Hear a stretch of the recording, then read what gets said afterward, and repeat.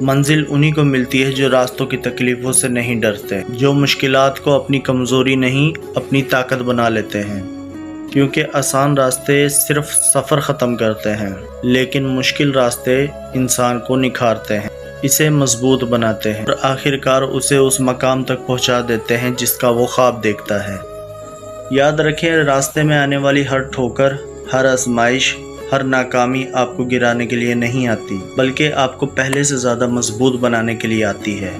اس لیے اگر آج راستہ مشکل ہے تو ہمت نہ ہاریں، ثابت قدم رہیں، کیونکہ اندھیری رات اتنی بھی لمبی ہو، اس کے بعد روشن صبح ضرور آتی ہے۔